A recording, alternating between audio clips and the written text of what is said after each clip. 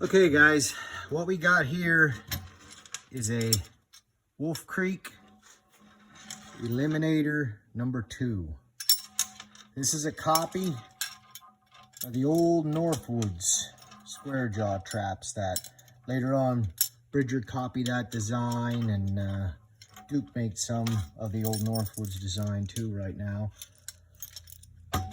These are very economical trap.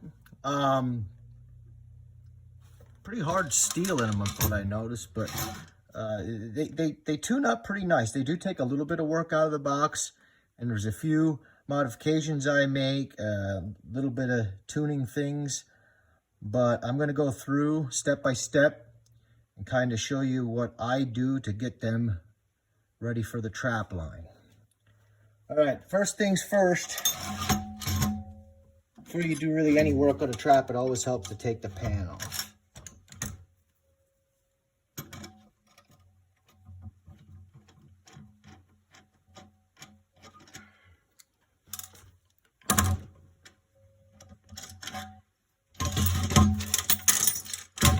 And while this pan is off, I'm going to night latch it right away.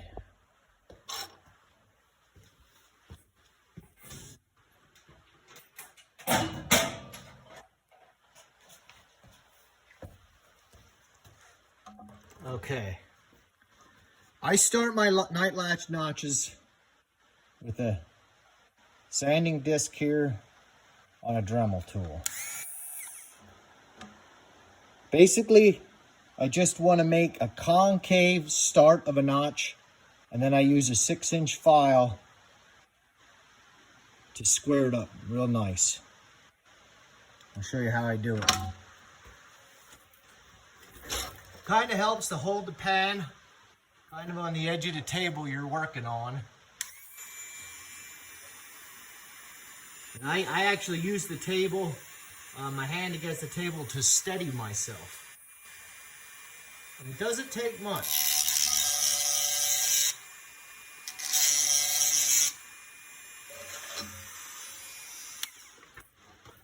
It's really all you need.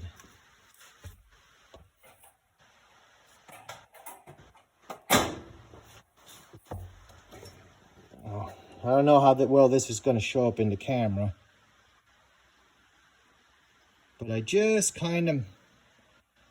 made a little dimple there with the Dremel tool. Now I'm going to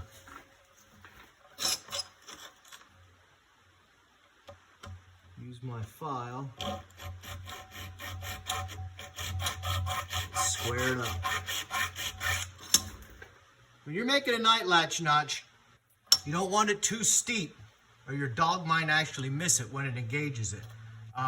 You don't want it too steep or too deep. If it's too deep, you're going to have way too much pan drop.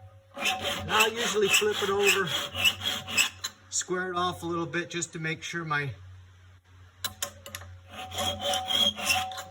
get that squared off, and then you have a guide to see if your night latch notch is kind of evenly squared off.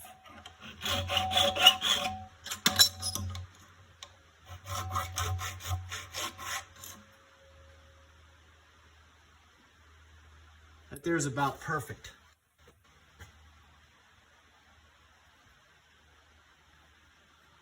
Although that's going to show up, but all right.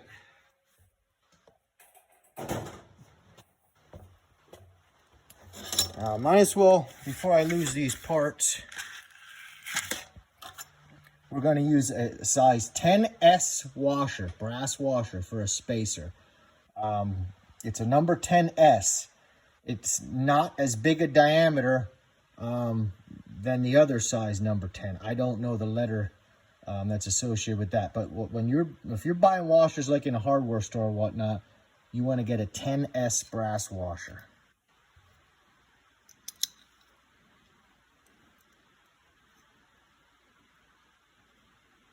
Okay, that's done. We can throw that off to the side.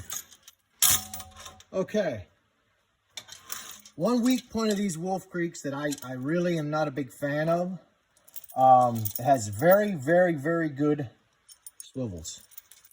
But the J hooks, just they close too tight and they bind up some.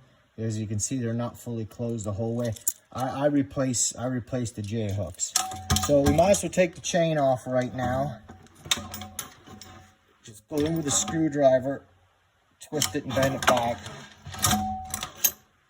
I don't have my Ron Marsh tool here, or that would be really easy to take care of, so I got to use a screwdriver.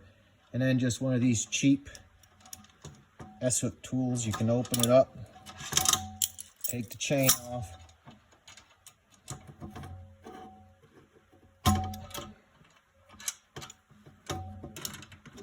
Take that J-hook right out. Okay. I'll show you adding the chain assembly later and another little tip that I do. But next thing I want to show you, we're going to disassemble this trap totally. I'm going to use my belt sander and smooth some of these edges where on the jaw face. And also, these are the old Northwood style springs, and they have this L-shaped arm at the top. I do not like this style of spring. For one, coyotes can get their teeth under that piece and pop your springs. And number two, it's kind of designed so that it was even pressure across the levers, and it does do that, but it also makes the loose jaw stand up really high. So what I'm going to do is I'm going to pop these springs, cut them off, and grind it smooth, and then put them back on after we work on the jaws and whatnot. But we'll pop these springs right now. I just use a screwdriver, like so. And they're really easy to get off when they have the arm. That's why coyotes can do it.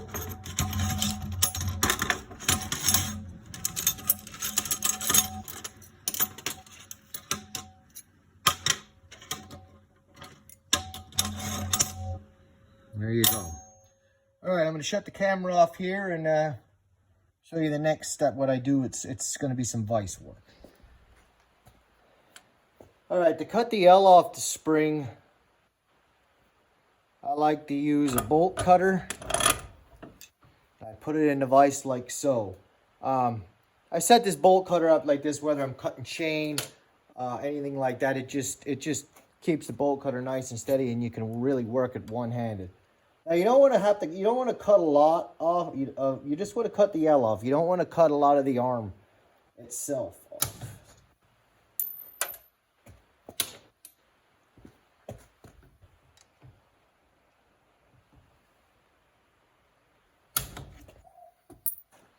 All right,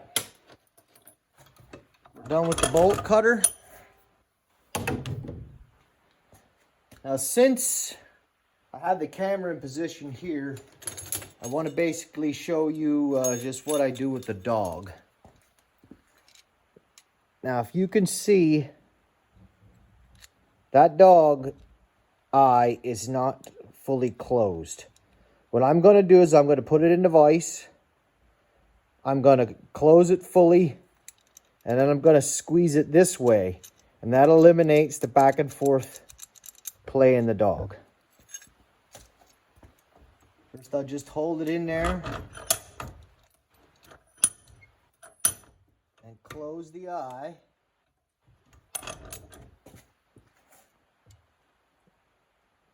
It's all closed up now. Put it in the side of the vise. And just squeeze it and snug it up. Okay. You go too far, you're not going to be able to move your dog. You tightened it up too much. I did that on purpose so I could show you how to fix that. If you go too far, just put your dog in the vise sideways and just kind of bend that back and forth a little bit. That'll loosen it up just enough. And there's no front and back play. Now these Wolf Creeks come with the tip of the dog bent up. Now what I'm going to do is I'm going to take the file. I don't want the bottom part of the dog kind of extending past the top part, because the top part is what engages the pan notch. So I'm going to kind of file a little bit of the bottom of that dog off so that's perfectly vertical.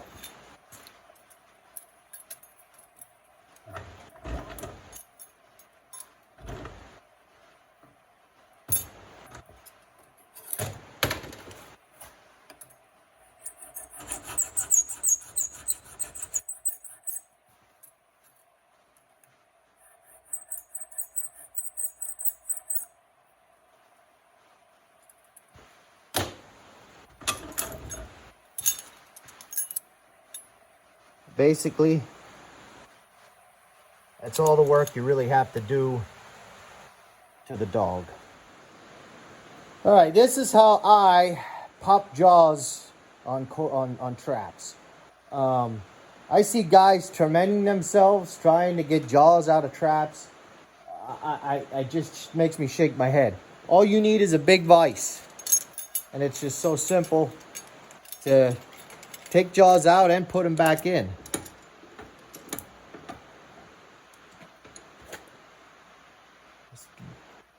Insert the jaw of the trap into the vise. Jaw's about as far as it'll go,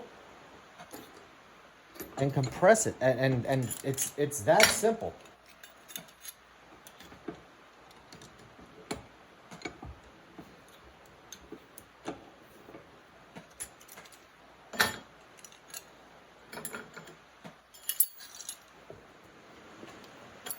Now I use my 1-inch vertical belt sander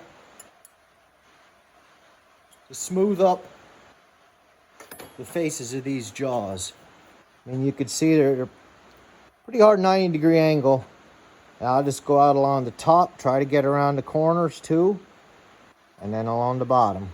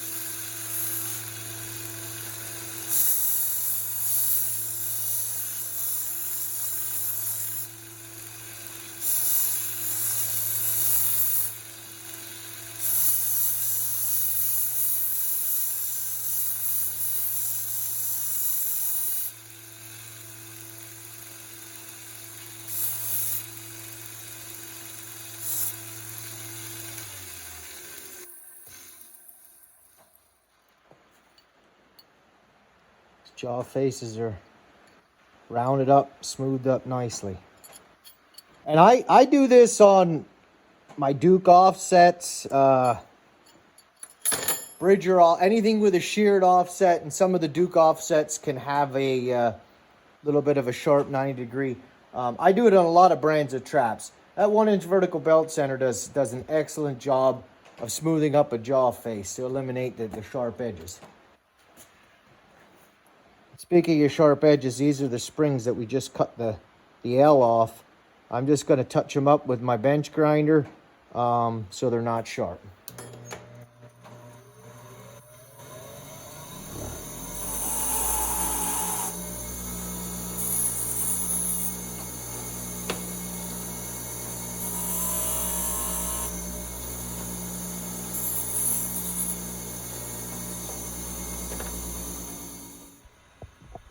All right, before we put the jaws back in, I have the base clamped down here to my welding table.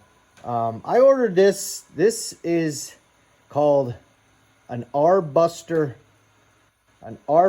stamp. And I got it from Columbia Marking Tools. And it's an 1/8 inch letter of my initials. And I got the 1/8 inch because this size, the next size bigger might work a little better for coil springs, but this size works really good for stamping the dog on your body grip traps. And I am just gonna stamp my initials into the base of this trap.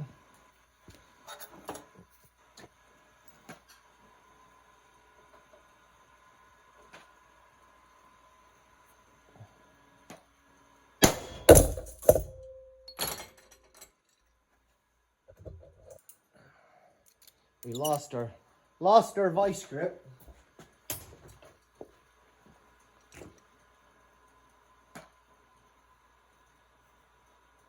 But there you can see how the stamp works. Reinstalling the jaws is as easy as it was getting them out.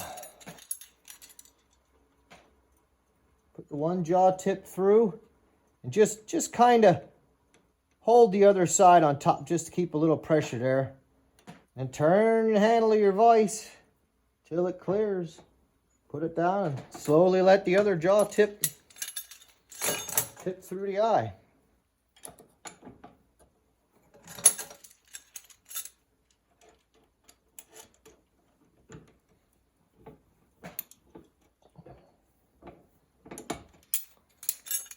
It's absolutely no problem popping jaws and reinstalling when you got a big bench vise. Since I'm going to replace the J hooks and I had to take the chain all apart, I'm actually going to replace the chain as well. This is number 2 machine twist link chain. I like it a little better. It beds a little easier. It's a little more compact. Now, what I have found with this stuff is sometimes number 6 J hook will bind when it's inserted in these links. The links are kind of narrow. So I open them up just a tiny bit. Apologize, I hit the leg of the tripod with my vise handle.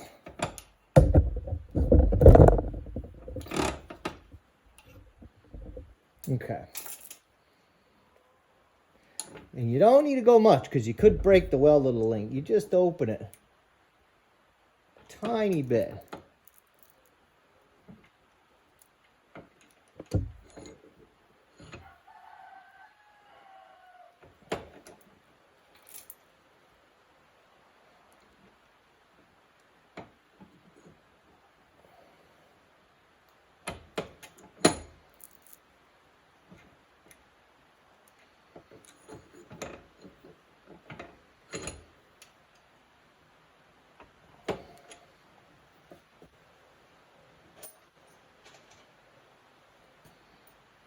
All right, these are the original Wolf Creek swivels. Nice and heavy duty. I added other J hooks to it. I like to close my J hooks with a vise. You can get a real nice tight close. And the tighter the close, the less problems you're going to have with grass and stuff getting bound up.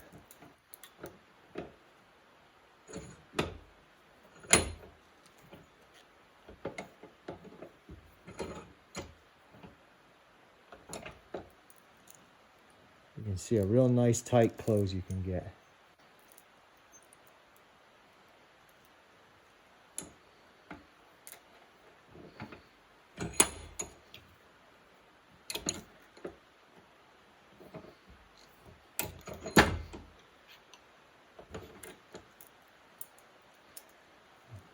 There's the end.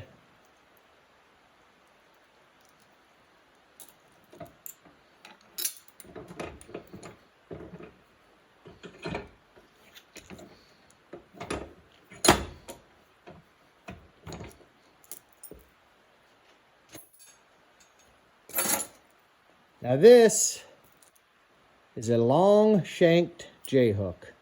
That part's a little bit longer than most J-hooks. These are fairly new on the market. I think they have a real good application for end swiveling, because that long shank will help to keep your swivels from getting bound up with grass and debris and whatnot. So we're going to use one of these new to the market long shanks for the end swivel.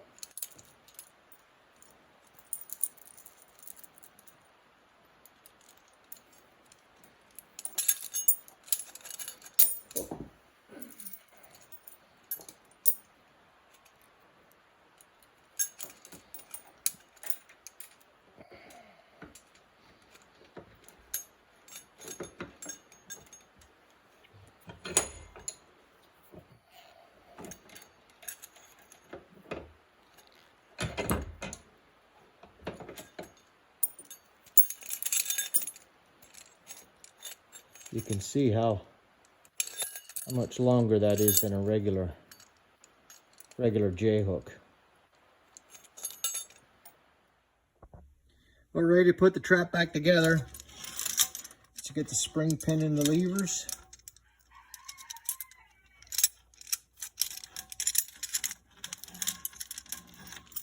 Trying to get your springs in position.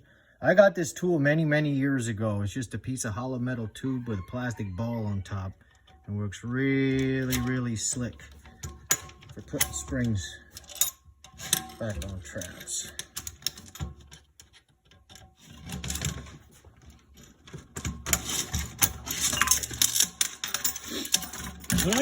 When I first do this, I always make sure the springs are not caught up too badly underneath the hand post, and I usually give them a little tap with the hammer to make sure they're centered. This one's pretty good just right after putting it together.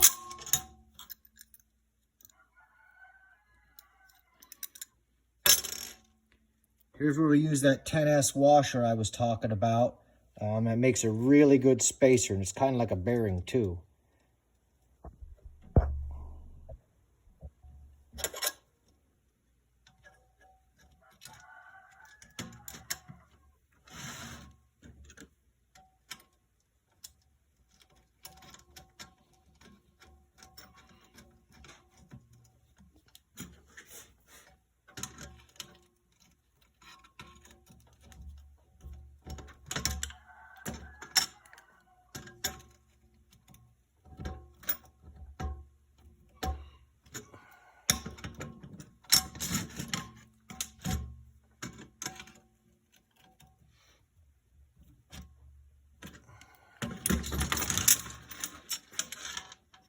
What I normally do is I tighten the pan good and tight. And once you have it good and tight, you can take a look at it, see if it's level side to side.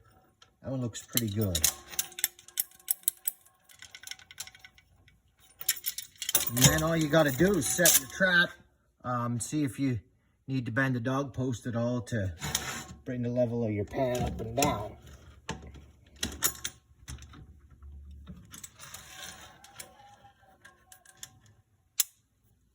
I could see that's going to have to be bent in just a tad.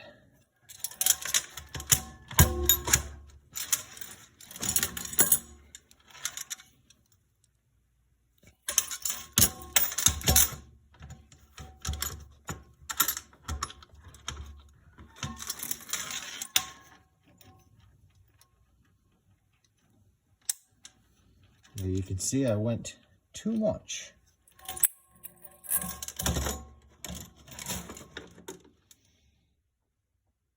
Kind of glad I did.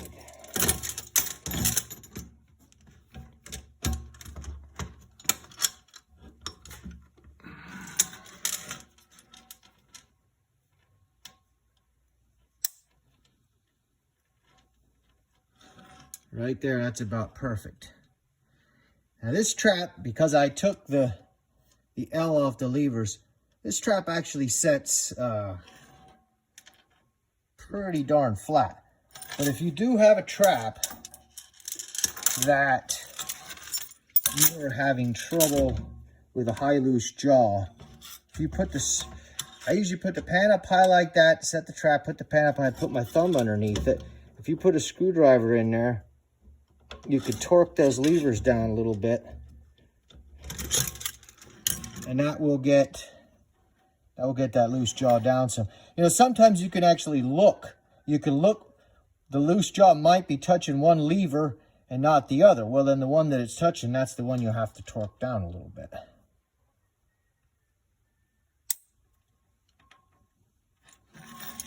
Okay, last thing I really need to do to this is throw a tag on it, degrease it, and treat it, and it's ready to go in line. I want to give you one look at it.